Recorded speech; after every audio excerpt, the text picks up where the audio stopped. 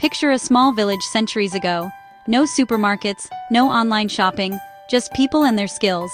You're a farmer with a bumper wheat harvest, but your roof leaks and your kids need shoes. Down the lane, a roofer's family is hungry, and the cobbler's firewood is running low. You trade wheat for a fixed roof, and more wheat for new shoes. This is barter, people exchanging goods and skills, no money involved. The baker swaps bread for milk, the blacksmith trades tools for wool. It's a web of exchanges, built on trust and reputation. Everyone has something to offer, and everyone needs something in return. This is the foundation of any economy: production, distribution, and consumption. The roofer's family eats your grain, your kids wear the cobbler's shoes. It's all about meeting needs, not chasing profit. The system is local, personal, and based on relationships. No coins, no banks, just people helping each other survive. Even with today's global supply chains, the principle remains. We trade what we have for what we need. Our village is now the whole planet, but the basics haven't changed. The economy starts with people, not money. It's about solving problems together. The story of trade is the story of community. From barter to global markets, it's always been about connection.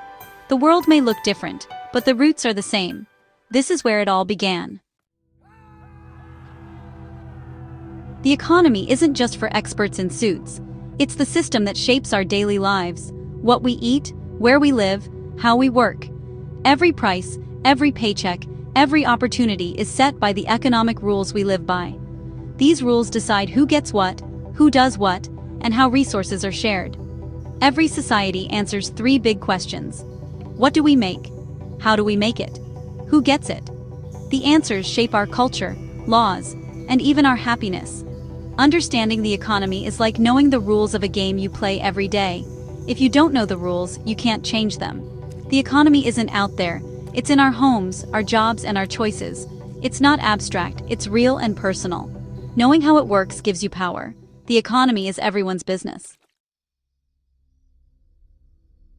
Before capitalism, most people lived in traditional economies guided by custom and community.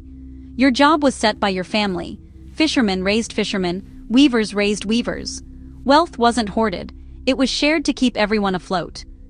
In some indigenous cultures like the Haida, chiefs gave away wealth at potlatch feasts to gain respect and redistribute resources. Survival depended on knowing the land and taking only what was needed.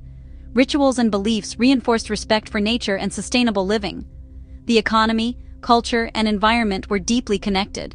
These systems were stable and gave people a sense of belonging, but they could be rigid and vulnerable to disaster. Social mobility was rare, and life paths were set. Still, the economy was personal, built on face-to-face relationships and mutual support. Everyone knew their role and their value. It was a world away from today's anonymous, globalized markets. But the focus on community and sustainability still has lessons for us. Traditional economies thrived for millennia, but colonization changed everything. European powers arrived, seeking resources and wealth, not partnership. They imposed private property, forced people off communal lands, and demanded cash crops for export.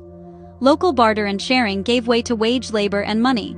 Colonization brought violence, slavery, and the destruction of cultures. Capitalism emerged. Private ownership, profit, and competition replaced cooperation. Europe grew rich. Colonized regions were left impoverished and dependent. The global economy was built on inequality, a legacy that still shapes our world. Capitalism isn't one size fits all. In the US and UK, it's shareholder capitalism. Profit for owners, fast growth, but big inequality. Workers have fewer protections, and the market rules. In Germany, stakeholder capitalism means companies answer to workers, communities, and the environment, not just shareholders. Workers sit on company boards, and stability matters as much as profit. In Japan and South Korea, governments guide the economy, partnering with big business to drive growth. Each model balances market, government, and society differently. Some focus on innovation and wealth, others on stability and fairness. All are capitalist, but the results vary widely. The rules you choose shape who benefits. Capitalism adapts to culture and history. There's no single recipe, just different ways to mix the ingredients. The choices matter. As capitalism spread, so did new ideas, like socialism. Socialism means the community or state owns the factories and land, aiming for everyone's benefit, not private profit. Communism took this further, seeking a classless society, but in practice it led to dictatorship and shortages. Social democracy, seen in Scandinavia, blends capitalism with a strong safety net. Norway taxes oil profits to fund free healthcare and education.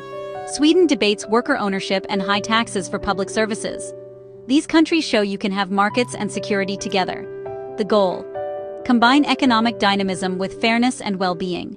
There's more than one way to run an economy. Today's challenges: climate change, inequality, automation, demand new economic ideas. Universal basic income proposes a regular payment for everyone, ensuring no one falls through the cracks. Critics worry about cost, but trials are underway worldwide. Donut economics says we should meet everyone's needs without breaching the planet's limits. The donut is a safe space, enough for all, not too much for the earth. Other ideas like participatory economics and modern monetary theory rethink who decides and how money works. No system is perfect, each has trade-offs. What matters is the priorities we choose as a society. The economy is built by us, not handed down by nature. Our global village is what we make it, together.